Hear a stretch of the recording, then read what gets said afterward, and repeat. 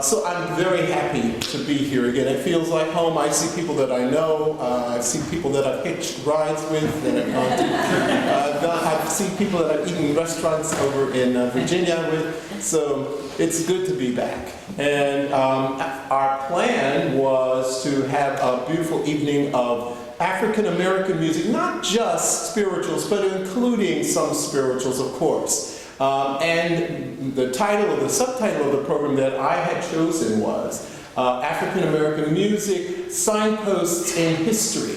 And as we go along the history, I hope to introduce you to several great composers of the first, second, and third generation of African American composers who have done wonderful work in documenting this music and saving it from extinction. So much of African American music, especially coming out of those hundreds of years of slavery. Many people wanted to just have done with all of that. They didn't want that music. They didn't want to sing that music anymore. They wanted to find a new music for their free life. And of course, out of that comes a lot of energy. Of course, the blues comes out of that, and the new energy in what we call gospel music comes out. This was the new urban music that people were going to, and they were trying to forget their life on plantations. And it took the Harlem Renaissance to actually spring people to the right mind and say, no, this music is great music. This music is significant music of our elders, and it is the kind of music that we want to maintain. And so people started to write it down, and they started to arrange it. And even though this music was never meant for the concert stage, and much of it wasn't, they started to arrange it for the concert stage, and that has preserved it.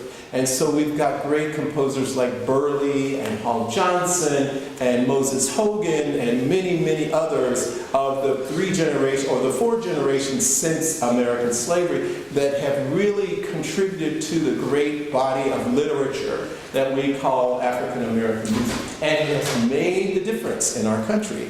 That music touches almost every style of American music. And American music at that point becomes one of the great exponents or one of the great exports to the world. The music that we make, the music that is ours, is our legacy. It has reached across all borders. And even now, today, with hip-hop, even though I'm not so hip-hoppy,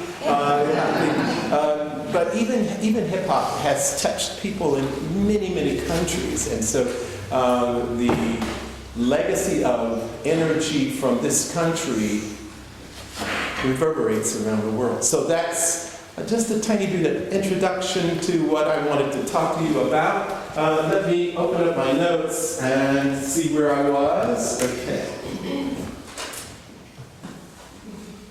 Yes, okay.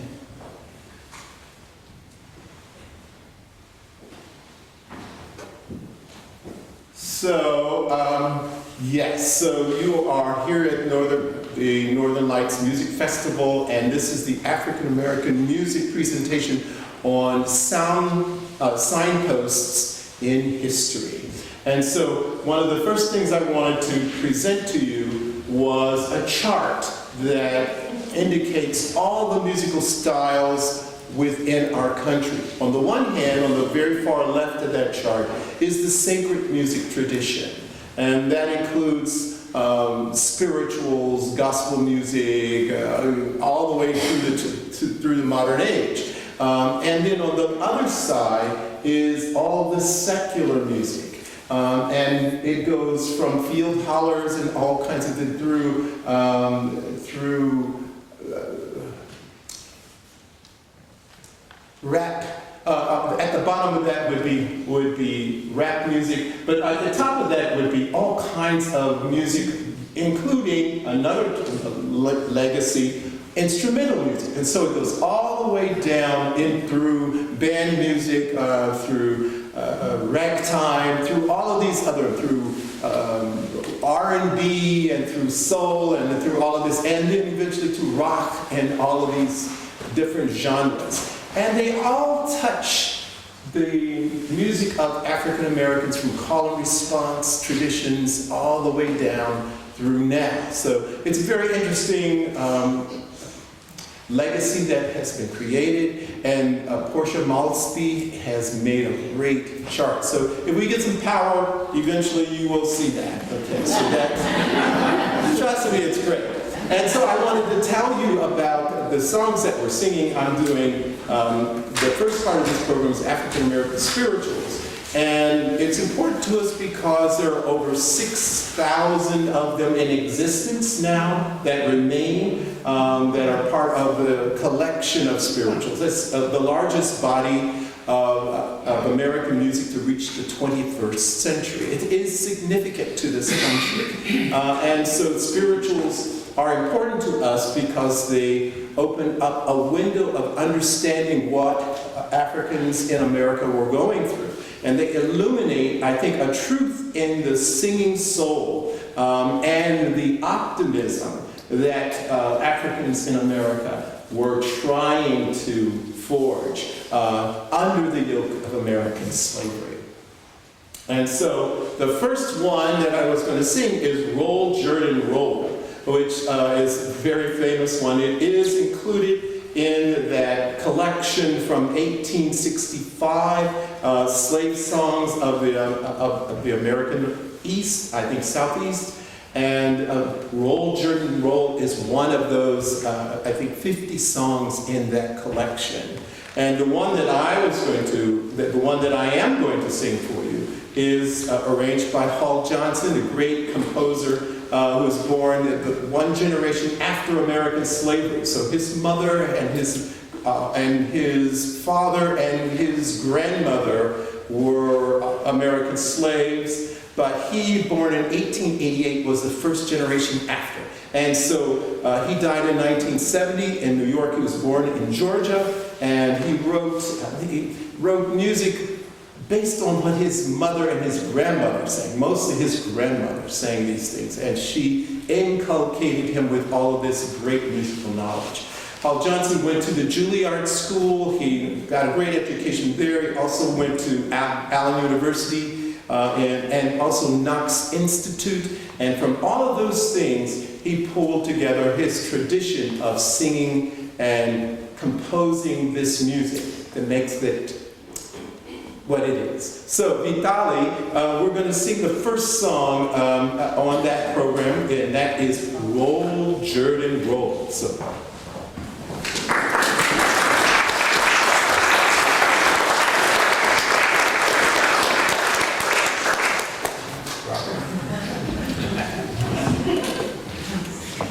Yes, it's really tough for him because these copies are very faint, so we're with you no matter what, so until the wheels come off, so we'll do it together.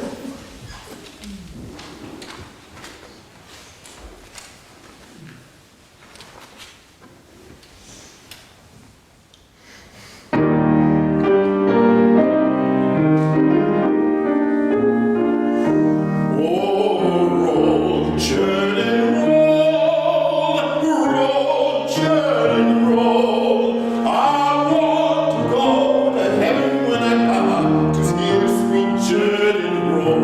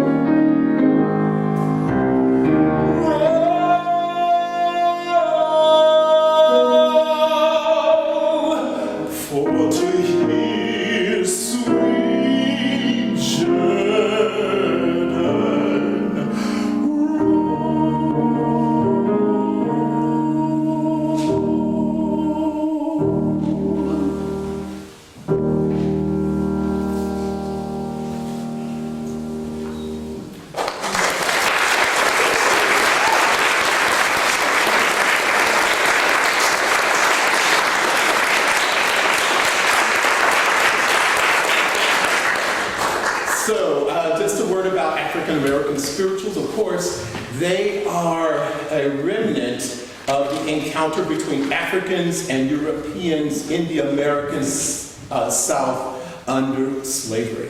And Africans arrived in this country largely through the so-called transatlantic slave trade. And I have a slide about that. It is, of course, the largest forced migration in world history. There are historical estimates that there were 12 million to 100 million people involved in moving these people across the ocean.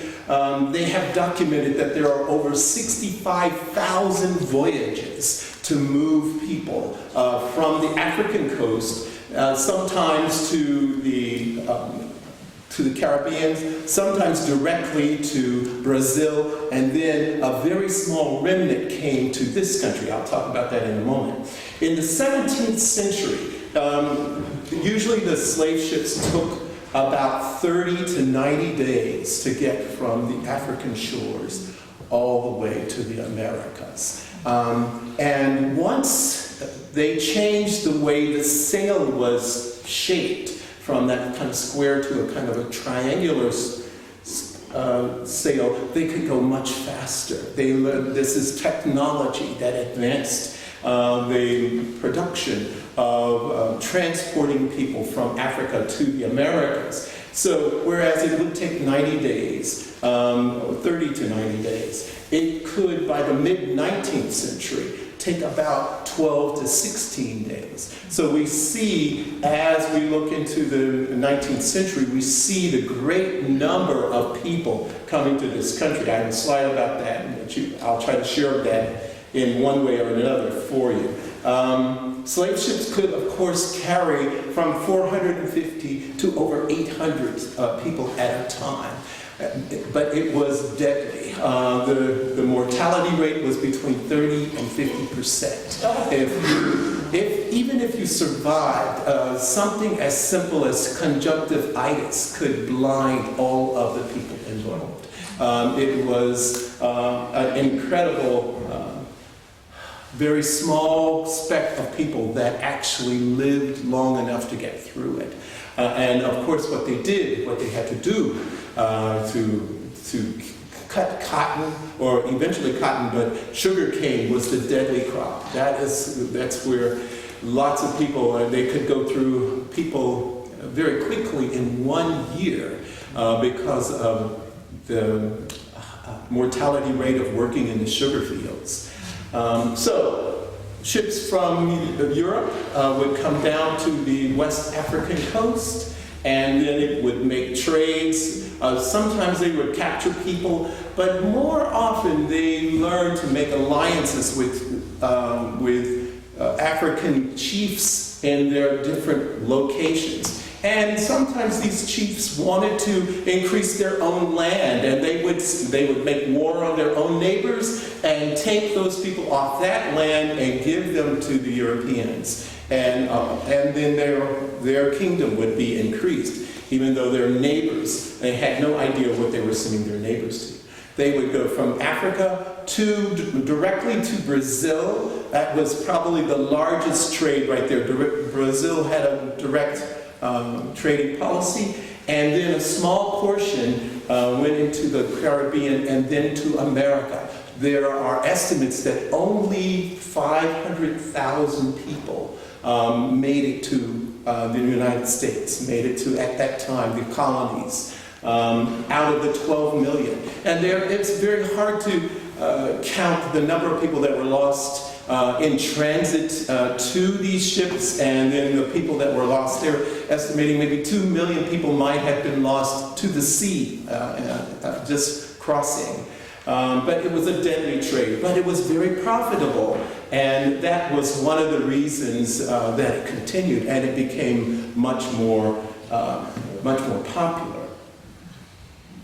So the estimates are 500,000 people, Africans, came to the Americas, and they were from all kinds of tribes: the Ashanti, the Bantu, the Dahomey, the Ezek, I'm getting old here, the Fanti, the Hausa, the Igbo, the Krupp, and also the mandingo. And in the trade, I guess for the 15th century, 3% of the Africans came at that time. But in the 16th century, much more came. 16% of the people came in the 17th century, and then in the 18th century, 50%, and then halfway through the 19th century, of course, at the beginning of the 19th century, they outlawed importing slaves, and so states like Virginia and Carolina and Louisiana and Mississippi, they started to generate their own slaves. They would grow them there. So even though the slave trade had technically been stopped, they needed these workers, and so they found a way to breed them here in this country. The next song that we're going to sing is called I've Been in the Storm So Long. And this one, actually, I think of it as calling on the spirits of Africans that are in the ships. They have been in the storm so long. So many natural things I think in history, so many natural things like storms and rocks, and like in Jordan Roll, the so-called Jordan River. Rivers and rocks, these things are featured, I think, in the metaphorical minds of these Africans. And so I've been in the storm so long is an indication of, I think, crossing in the transatlantic slave trade. And it takes so long to get there. And the text is, I've been in the storm so long, oh, it gives me little time to pray. And so this song is arranged by Burley. Burley was born in 1866 in Pennsylvania, in Erie, Pennsylvania, and he died at the age of 82 in 1949 in Stamford, Connecticut.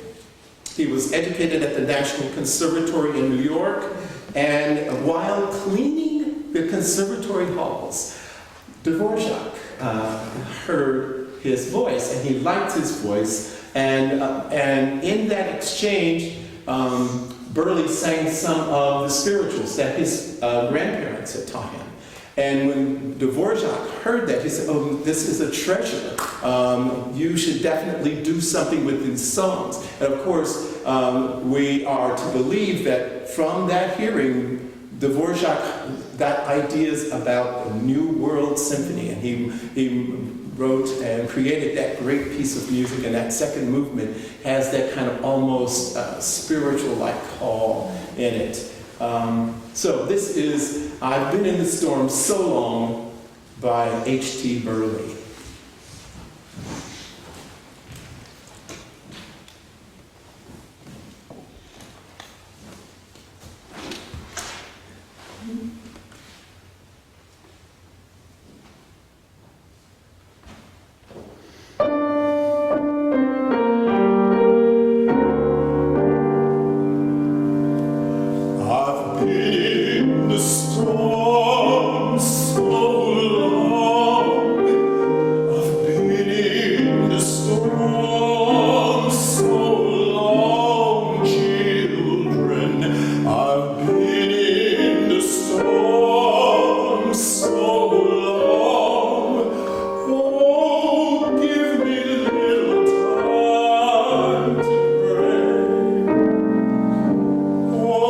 Let me tell my mother.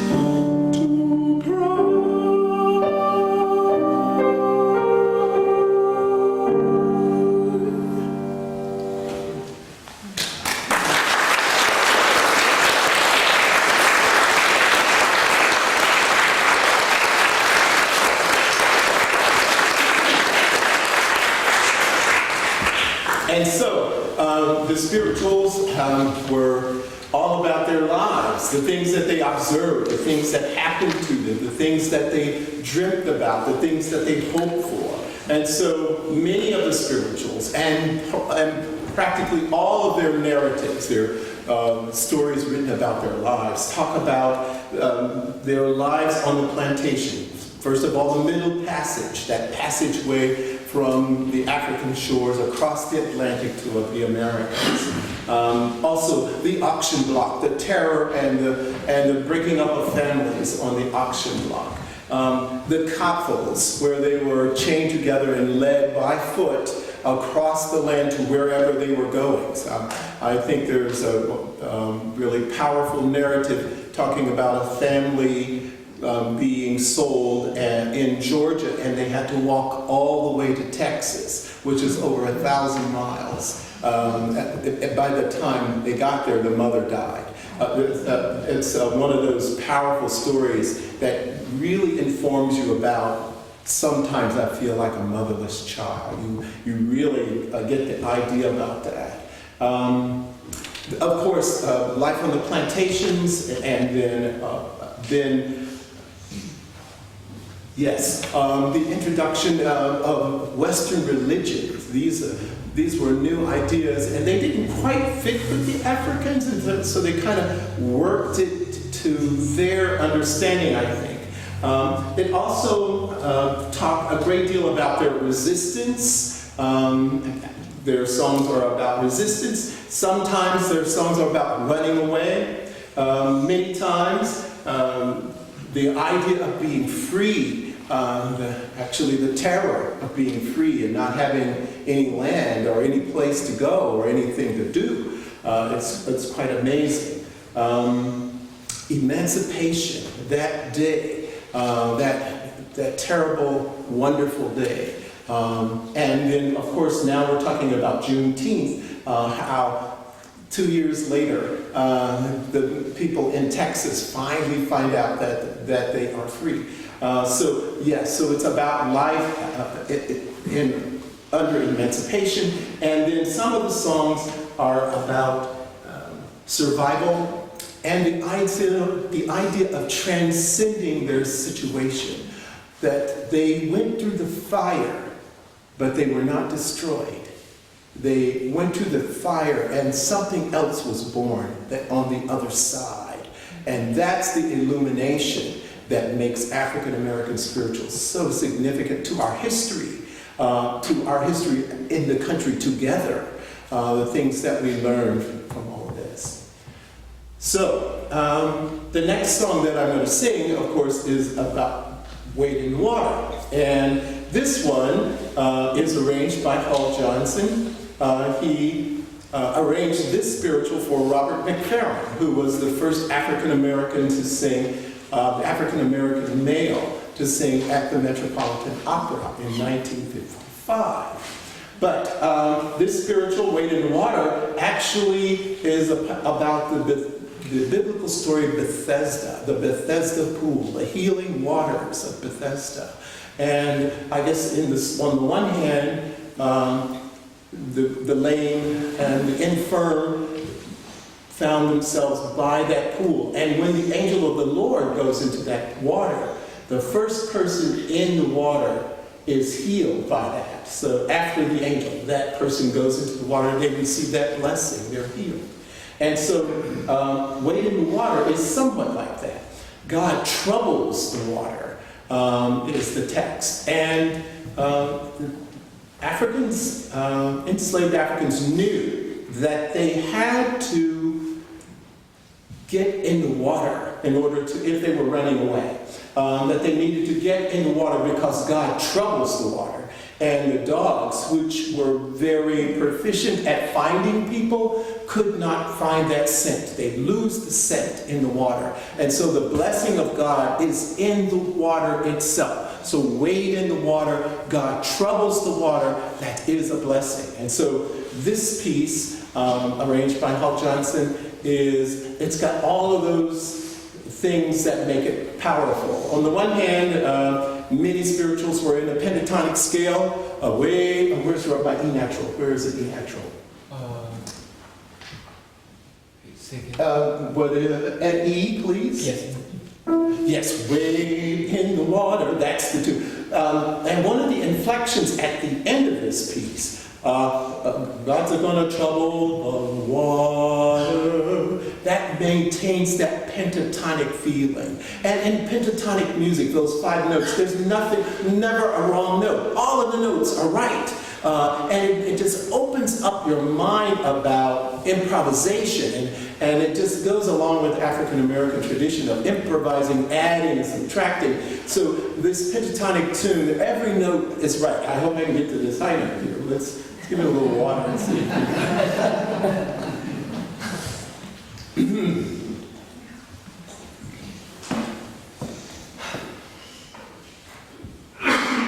So every note should be right. We'll try.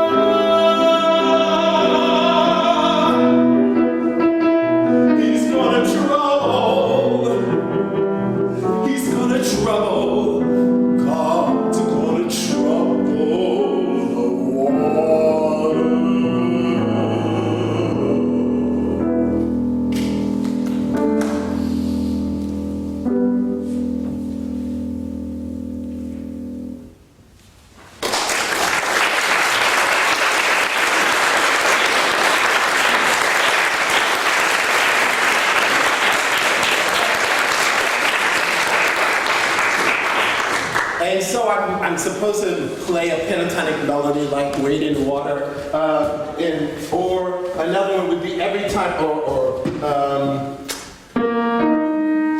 I've been in the storm so long. The scale is, of course,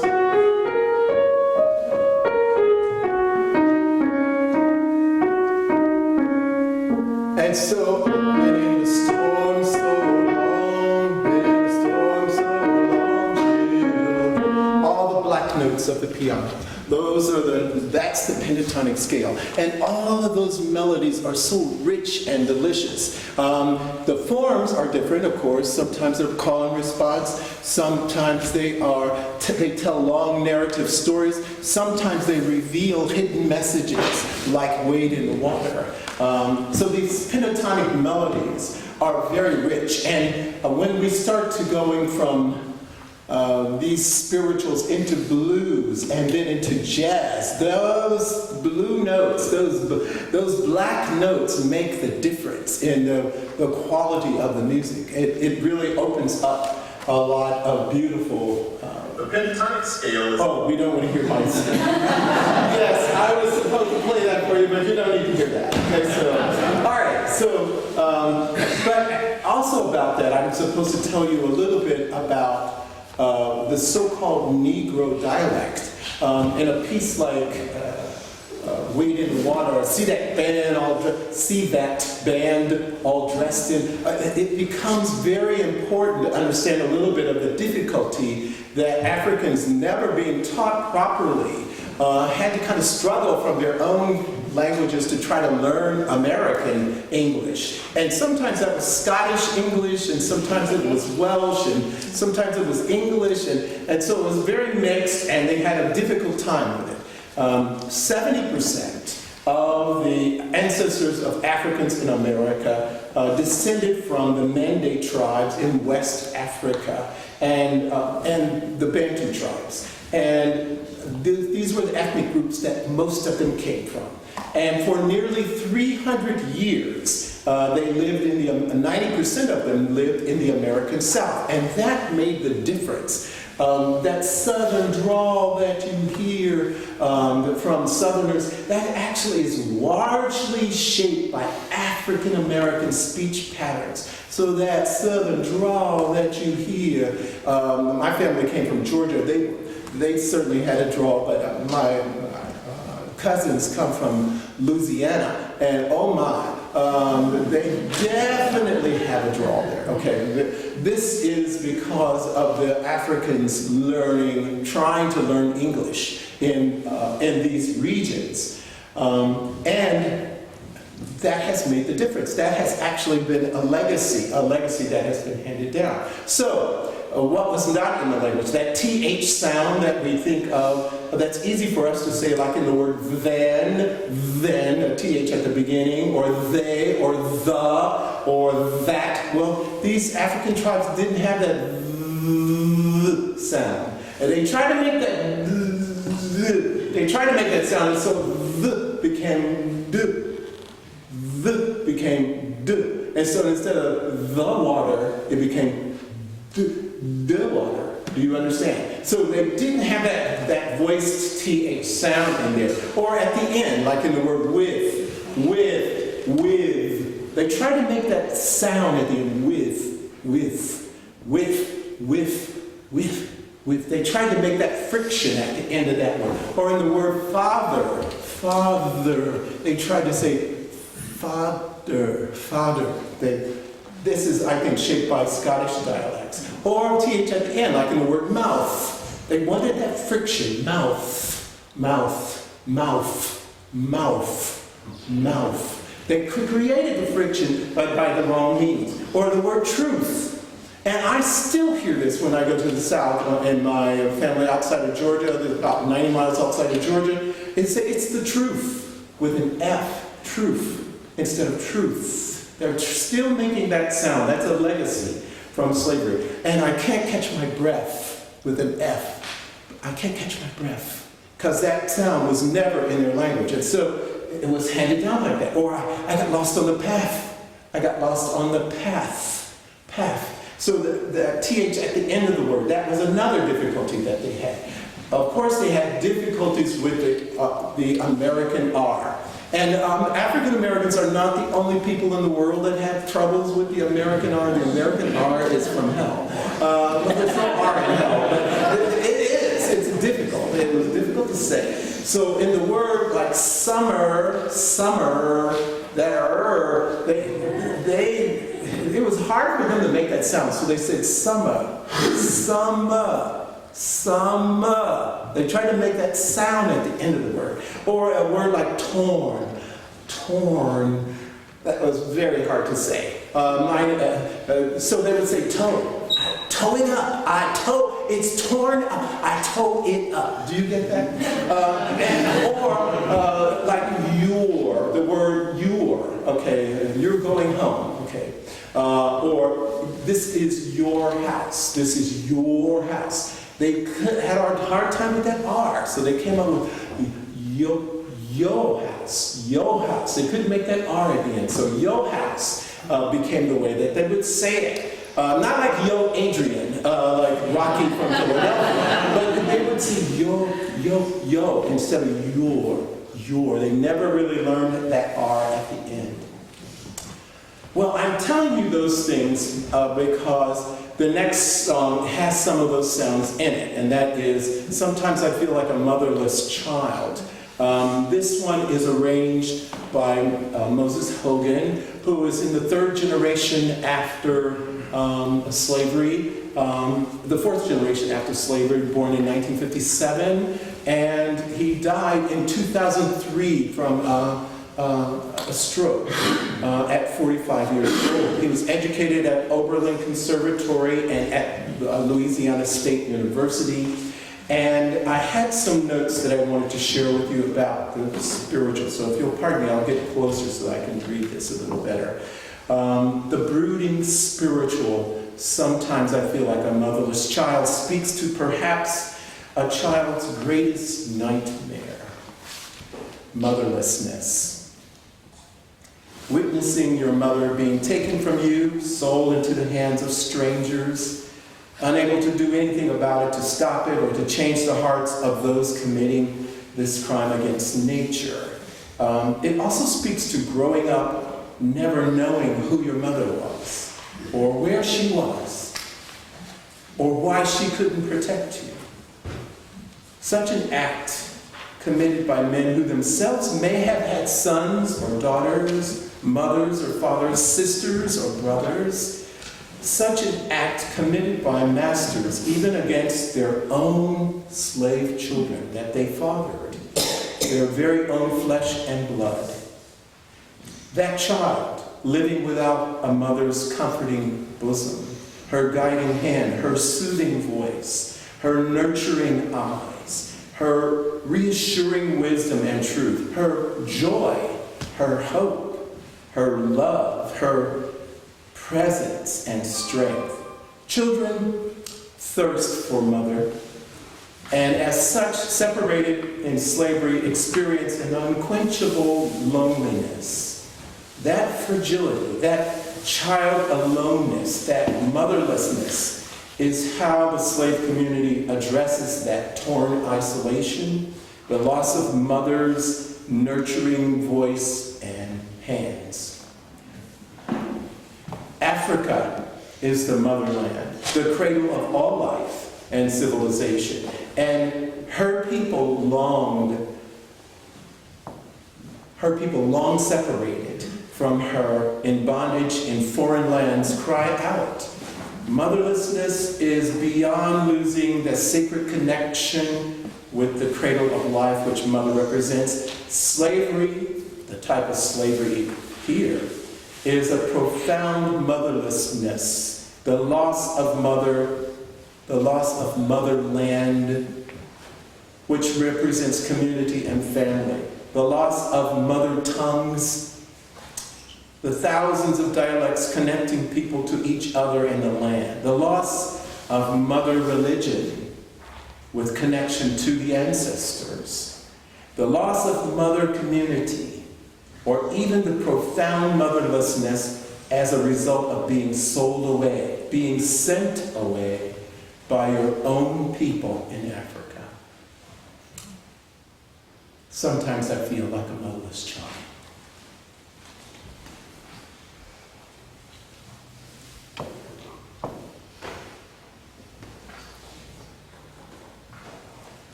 So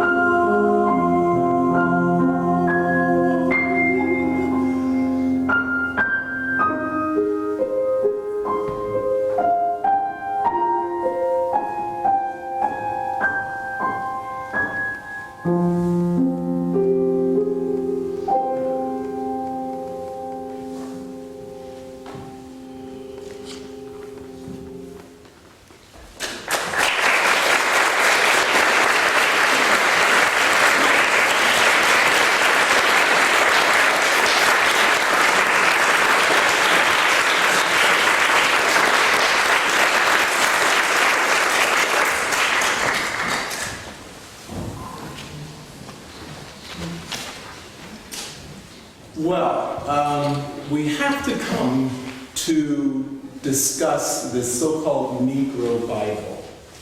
I'm sure you have read a lot about it. Of course, in many slave communities, slaves were not permitted to read. And if they were found to be to try to read or write, there were laws written about that, and this was severely punished. Haiti, in the colony of Haiti, there was a revolt, a slave revolt in 1791, and it lasted until 1804. And this was the first and only slave revolt that historically was successful and drove out the slave oppressors, and they started a whole new country then. It actually kind of ended the French in this region of the world. Haiti is still paying reparations for breaking away from France in that way. 3 years after that revolt, of course in America they were deeply concerned about slave revolts, and I have some slides that would bring to your mind the numbers of slaves, particularly in Carolina.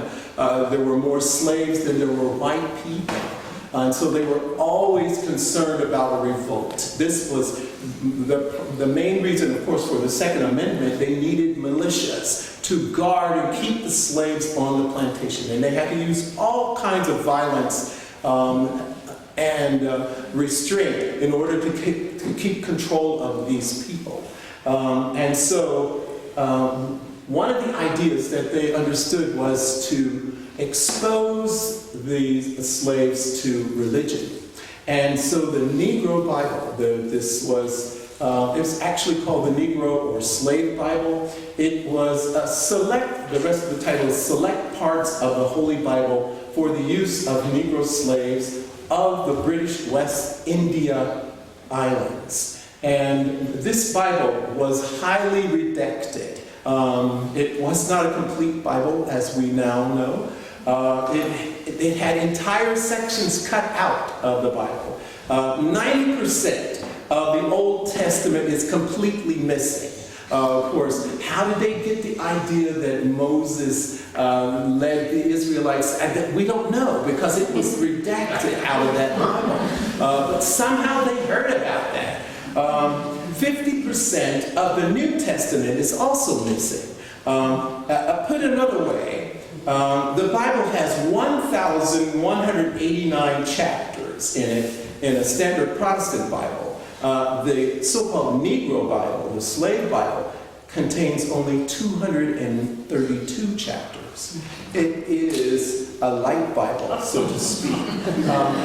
And we understand why, because this was to indoctrinate the slaves, the Africans in the British West India Islands, Jamaica, Barbados, Antigua, later in America, but it was a system of mind control. It was used to control them.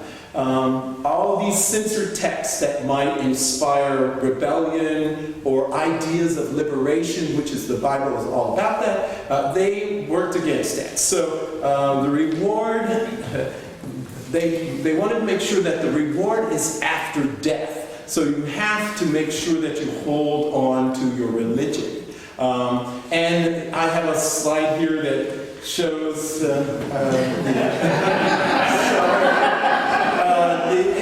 it's the census, the American census in 1820, and then 1830, and then 1840. And you can see the number of slaves, so to speak, and the number of whites, whereas that number is somewhat static. The number of slaves becomes much more increased. And this is all before cotton becomes king. And once cotton becomes king, then enormous numbers of slaves are needed for this. Because cotton, if you remember 12 Years a Slave, that movie, cotton is the kind of crop you cannot just leave it plant it and leave it and it will grow itself. It's not like that. You have to maintain that. And so in this, you need people for this. And so in Virginia, and Carolina, and Maryland, North Carolina, I just say Carolina, but North and South Carolina, in Georgia, and all of these numbers show increased numbers. In some cases, the slaves are 51% of the population in those states, even though technically they were not recognized as a full citizen or as a full person. But they still outnumbered the number of whites, and so they were very, very nervous about this. They were very worried. It's almost afraid of what would happen if they lost control. And so the next slide is the census of 1860, right at the time of the war. And you can see that the newly entering states, particularly in Missouri and Florida, these states have increased numbers of slaves. And so the population of slavery was very important. And of course, the Second Amendment is important because those militias, of course, we're thinking about the rebellion against Britain, but actually more pressing was to keep the slaves on the plantation. And so what they couldn't do by mind, by directing them mentally for God and all of the scriptures that they would use, they would try to do it with numbers. So the church and the Bible matter very much because they are enormously influential in shaping the lives and the history of black people in this country. So they would use things like Ephesians 6:5. Let's see if I can get down here. 5 servants, be obedient to your master, okay? According to the flesh with fear and trembling, not with just eye service, but as men pleasers, but even when the master is not there, you should still be obedient. So these kinds of scriptures, they did not redact those, okay? The Ephesians would be one. Colossians is another.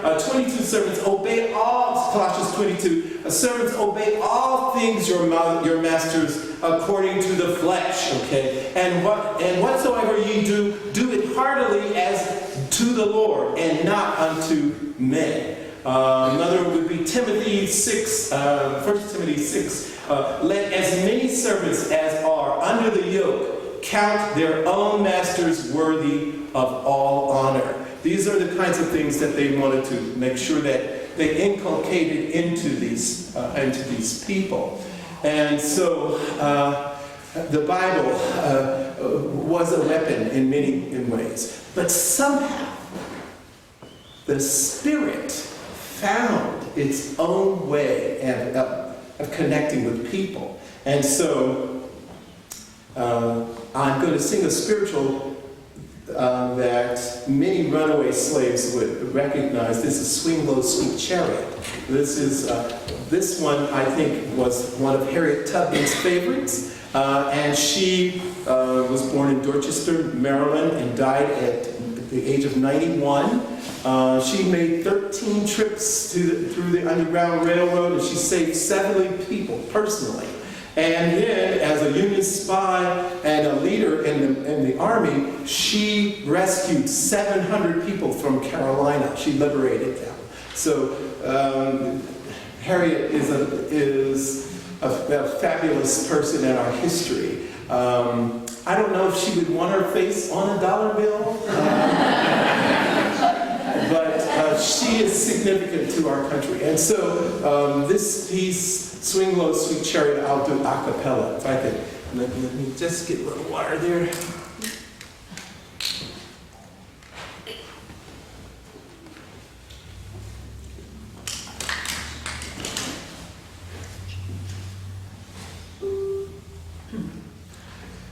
Oh, swing low, sweet chariot, coming for to carry me home. Oh, swing low, sweet chariot, coming for to carry Oh, swing low, sweet chariot, coming for to carry me home. Oh, swing low, sweet chariot, coming for to carry me home.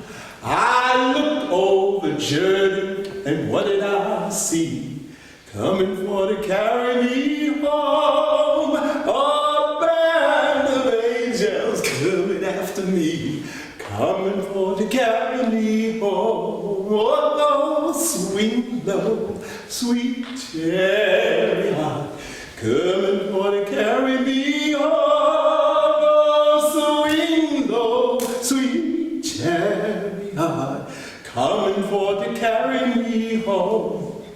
If you get there before I do, coming for to carry me home. Tell all my friends I will come in too, coming for to carry me home. Oh, swing low, sweet chariot, coming for to carry me home. Oh, swing low, sweet chariot, coming for to carry me home. Oh, swing low, carry me home. Swing low, sweet chariot, coming for to carry me. Oh.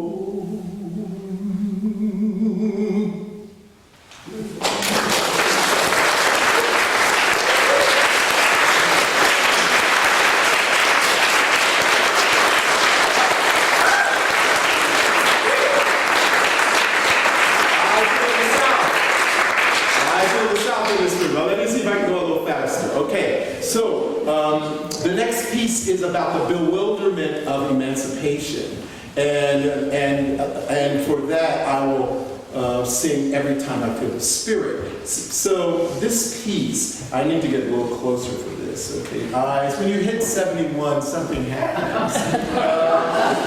It becomes dramatic. The confusion of emancipation. And this is an experience, the abnormal and the purposefully bewildering moment when slaves were freed. They found themselves in emancipation, and what did that mean for them? Well, there is Patty Mitchner from Carolina, North Carolina. She was an American slave, and she lived into the 20th century. She's one of the 2,000 people that were interviewed during the work progress, the work that they did, that the government did, interviewing former slaves. And she talked about slaves being free. I do beg her pardon, she does use the N-word. She says, slaves prayed for freedom. When they got it, they didn't know what to do with it. They was turned out with nowhere to go and nothing to live on. They had no experience in looking out for themselves and nothing to work with and no land. That's what many slaves thought about praying for freedom. Slavery was a bad thing, and freedom of the kind we got was nothing.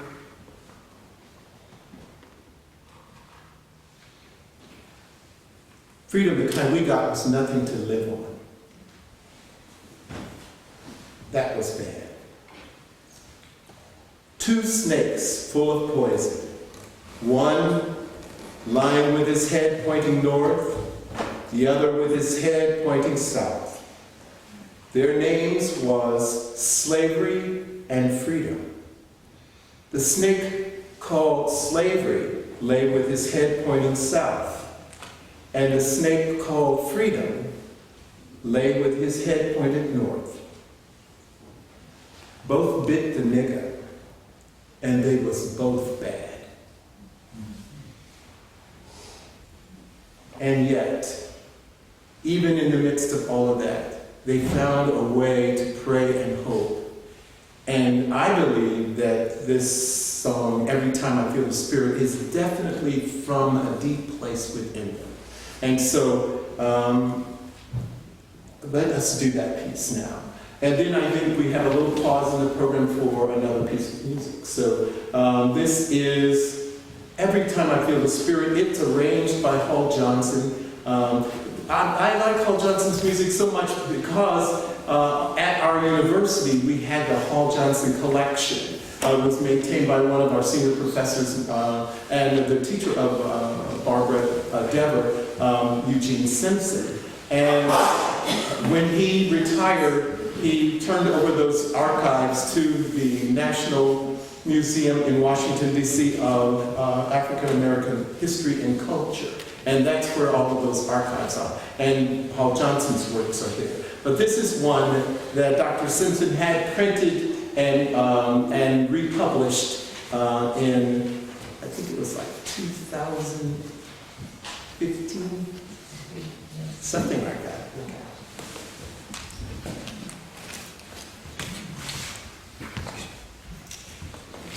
Every Time I Feel the Spirit.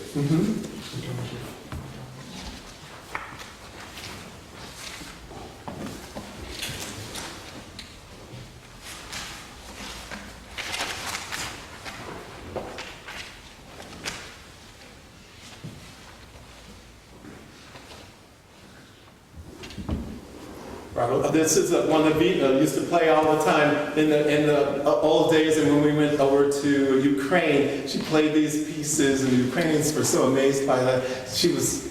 Vita's so tiny, and she was just killing that piano. It's so amazing. So this is Every Time I Feel the Spirit by Hall Johnson.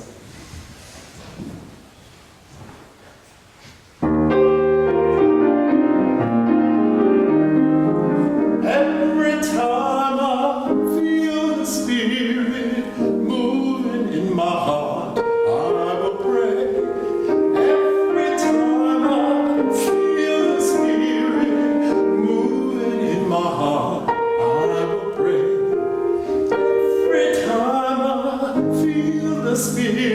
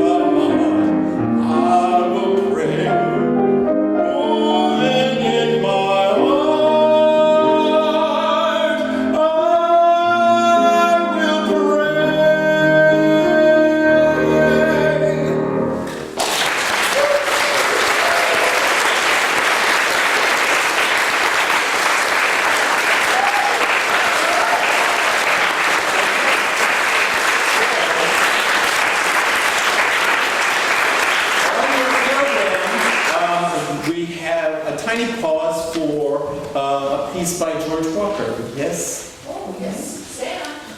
There he is. Oh, yes. So Sam's piece. And then if we need to take a tiny break after that, I think we could. Otherwise, we'll go on to the last 5 songs that we I'm have. just worried about the light, you know, we still get this nice Minnesota late sun. All right. Okay. Come and do your thing, Sam. Bravo. Yes, while the sun lasts.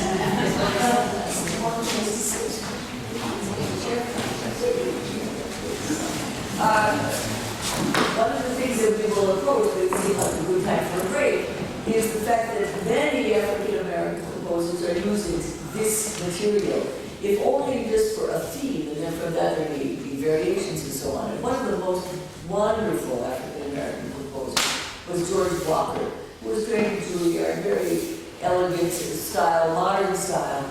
But the first sonata that he wrote, all of it is great, but the second movement is based on spiritual. Wait in the water. No. Say it again. Oh, bury me under the willows. Oh, bury me under the willows. Bury me under the Well, I'm willows. not seeing that one today. Yeah, so it's especially beautiful, and he will play. But since I have the podium here for 1 second, when you mentioned Robert McFerrin, I don't know how many of you are as old as I am and went to community concerts back in the day, but there's a little link here. Right behind you, there's a silver freight community concert. That's Roy Birdcraft, isn't it? There's a community concert for right there, Van Cliver. And a lot of the community concerts, workers, volunteers, and so on, were from this synagogue. People like Dorothy Morgan and the Goodmans and so on. And they brought these fantastic artists to Virginia. And one of them was, and I heard it was Robert McFerrin. So it had to be like 1958, something like that. And so he's saying, not in this building, but the one that isn't anymore, Virginia High School. And so lots of us grew up knowing this repertoire. It was not yet controversial. And we all loved it very much and heard the greatest artists do it. So Sam Cronk, who is 17, rising senior at Cherry Hill High School, and has won lots of prizes in his young life, will play the second movement of the George Walker Piano Sonata, number 1.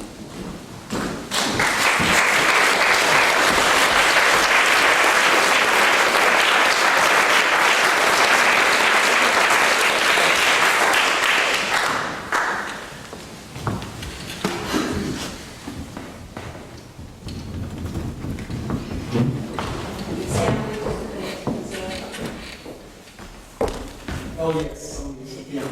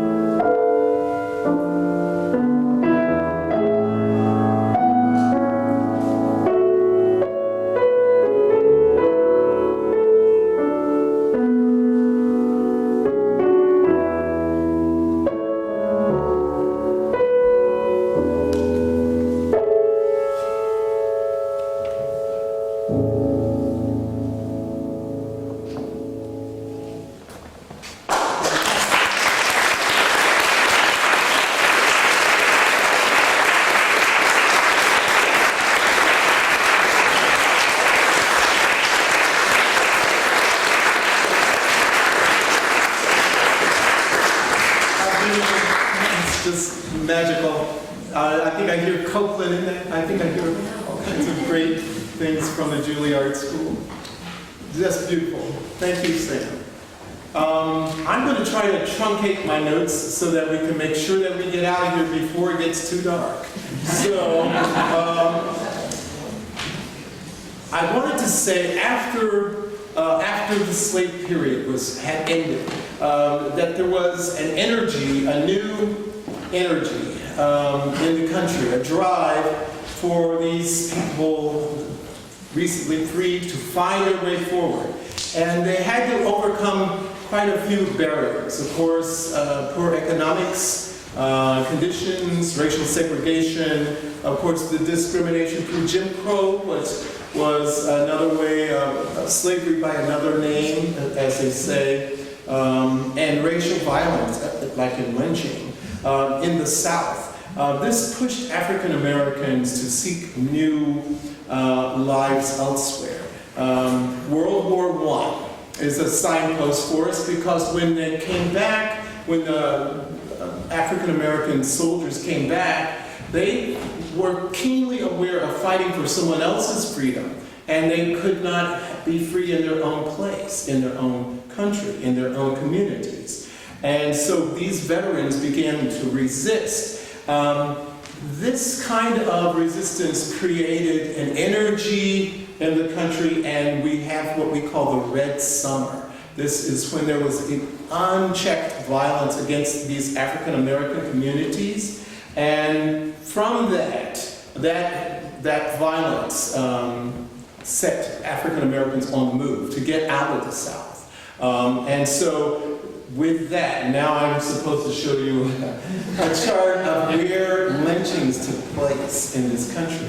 There were only 4 states where it did not take place, but in the contiguous part of the United States, in the American South, particularly in the Delta, that's where most of the lynchings took place. And then I'm supposed to show you where Black victims were lynched. And this is, again, very high in the American South: Texas, Louisiana, Mississippi, Alabama, Georgia, Carolinas, Tennessee, Florida. No one lynched in Massachusetts, though. My brother lives in Massachusetts. The victims of lynching, I guess there are more than, and I'm supposed to read a note about this, more than 4,075 documented lynchings of Black people took place between 1877 and 1950. It was concentrated mostly in the Delta states, the 12 Delta states. In addition, the Equal Justice Initiative has published supplementary information about lynchings in several states outside the South. The monument, this punched too far. The monument in Alabama, there's an Equal Justice, or a monument for peace and justice in Montgomery, Alabama. It's the first major work in the nation to name and honor these victims of lynchings. So the Equal Justice Initiative has now documented over 6,500 lynchings in this country. And there was no justice after that.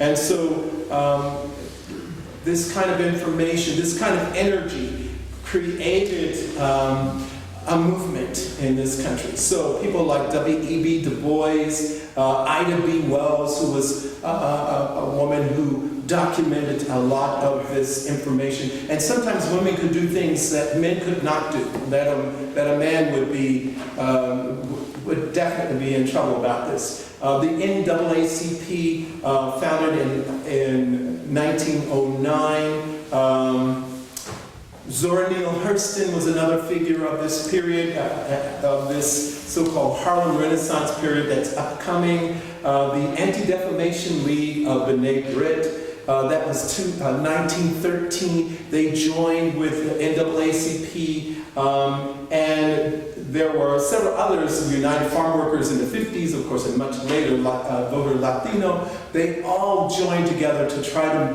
bring an end to this kind of racial violence. This kind of violence caused what we call the Great Migration. In the country, most African Americans moved out of the South because of this kind of violence. They didn't want their families to go through this. So, and even my own family left Georgia. Our 60 acres, we left that. And we went to Ohio. Ohio. Of all places. But we went to Ohio to escape from that. A Great Migration refers to the large-scale, unprecedented movement of around 6 million African Americans from the rural South to urban areas in the North, the West, and the Midwest between 1910 and 1970. It was primarily driven by the desire to escape racial violence, and to seek a better economic opportunity for their families in the industrial North. So and then I'm supposed to show you a map where they're going this way and that way and all over, so you can see that. The first wave was in 1910, was in 1910 to 1940.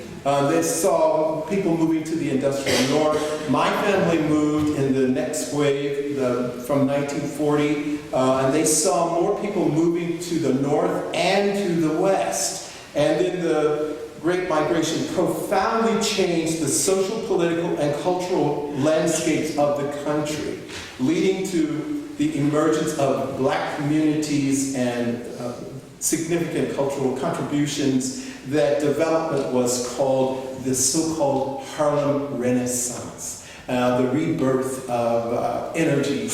So that the Great Migration was a part of all of that. And so for here, I'm supposed to sing the song Fire, and this is from an operetta written by Paul Johnson in 1939, and it is, I guess. James Baldwin wrote the line, God gave Noah the rainbow sign, no more fire, no more water, the fire next time. And so this is, the Fire piece evokes this new expression. So this is, yes. I like our pianist there. So yes.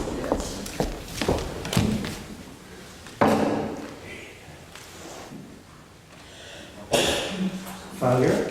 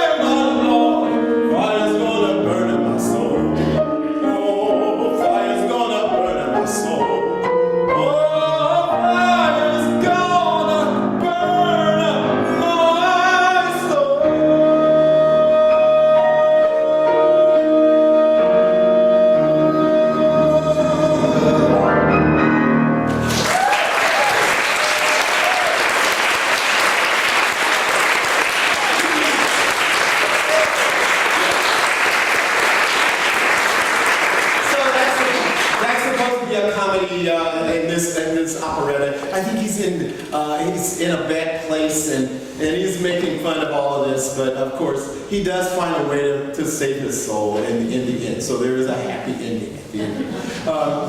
That is kind of inspired by the poetry by Langston Hughes. So he didn't say in there, I've been stealing, I've been telling lies, had more women than Pharaoh had wives. That's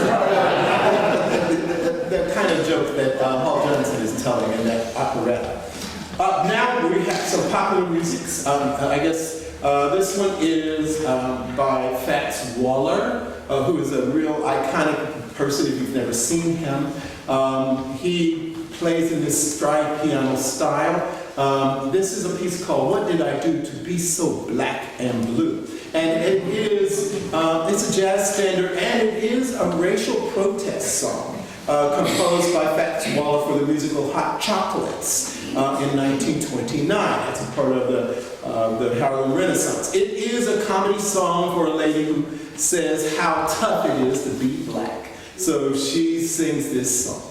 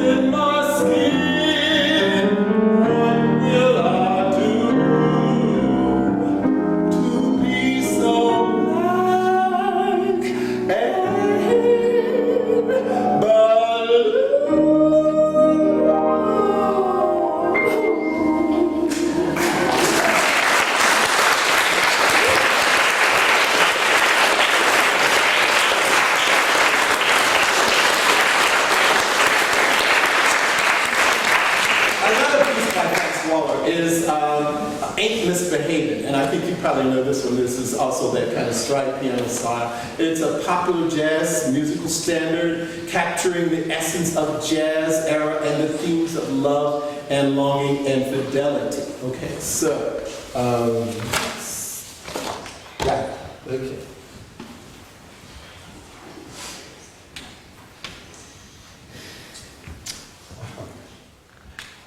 Though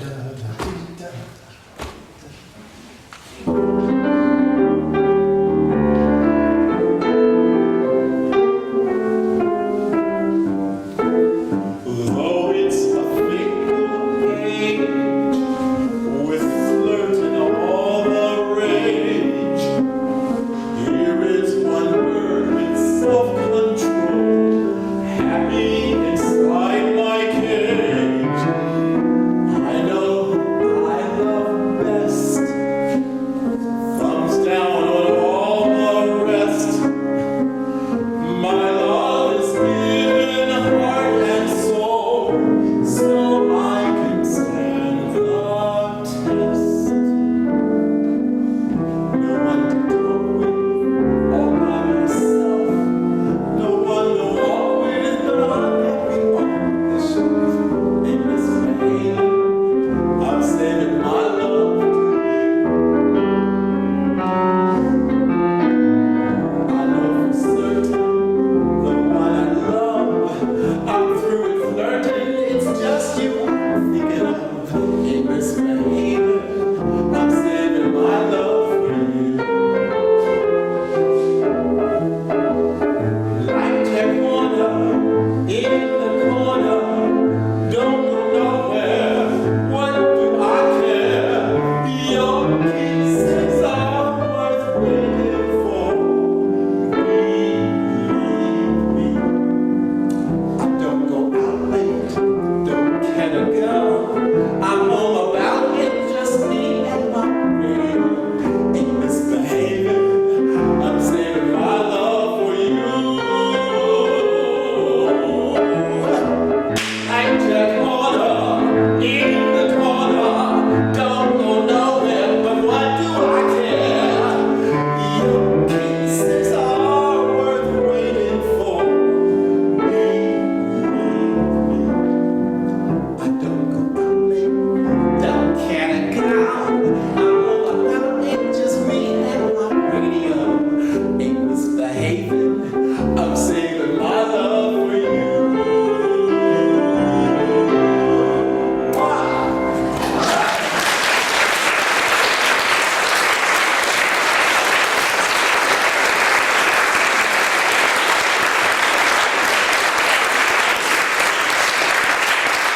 We have one more jazz piece to sing. This one is by Duke Ellington. Don't get around much anymore. It's a standard, and I hope I can remember all those words. The song is originally entitled Never No Lament, and it was recorded by Duke and his band and his orchestra in 1940. But then Bob Russell wrote these lyrics to it, and it became an instant hit. So this is Don't Get Around Much Anymore.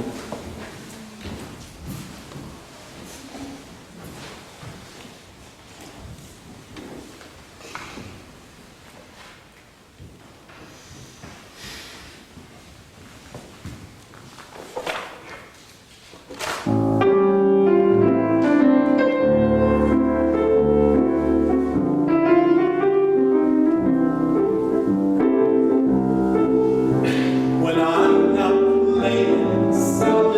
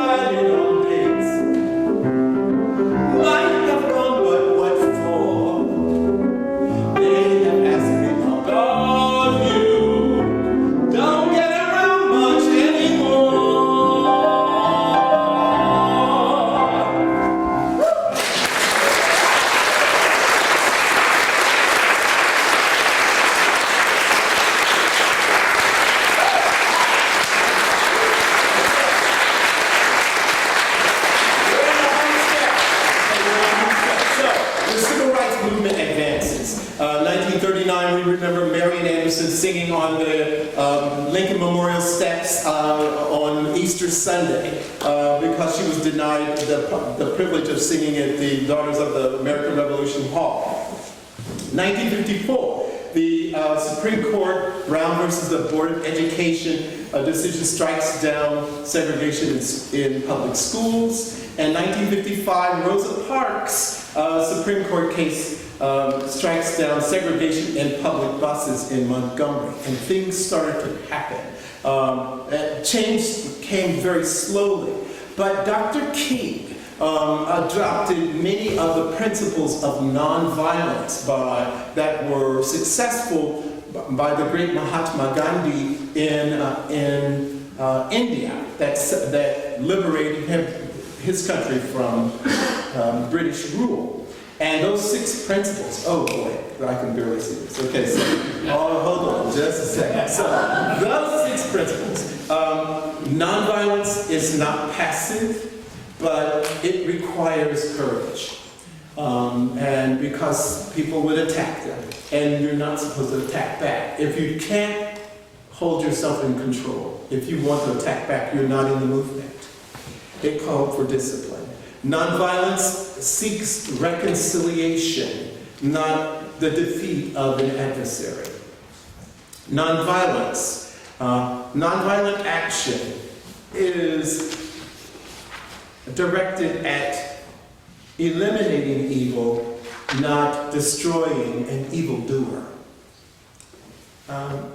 A willingness to accept, this is the next principle, number 4, a willingness to accept suffering for the cause, if necessary, but never to inflict it.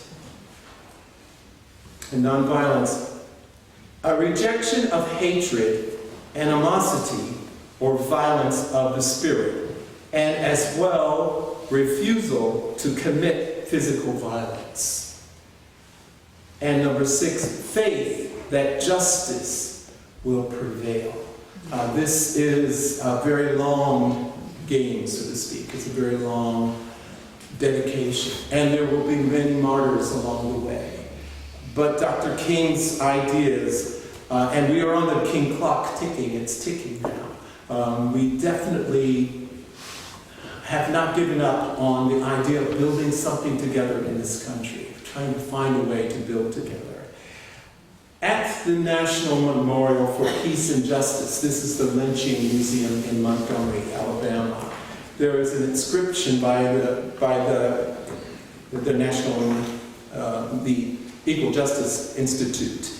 And it was formerly called the National Lynching Museum, but they gave it a better name, I think.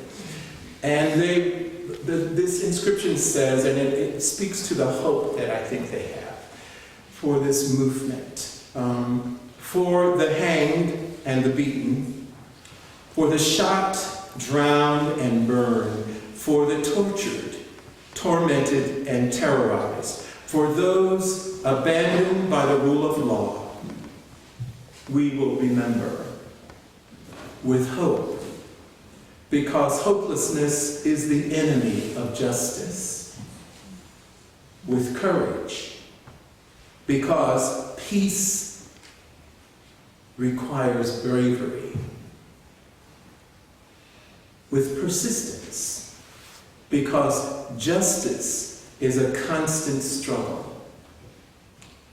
With faith, because we shall overcome. And so we arrive at that powerful poem from the Harlem Renaissance, lift every voice and sing. Lift every voice and sing, till earth and heaven ring with the harmonies of liberty. Let our rejoicing rise high as the listening skies. Let it resound loud as the rolling sea. Sing a song of the faith that the dark past has taught us. Sing a song full of the hope that the present has brought us. Facing the rising sun of our new day begun, let us march on till victory is won. Thank you.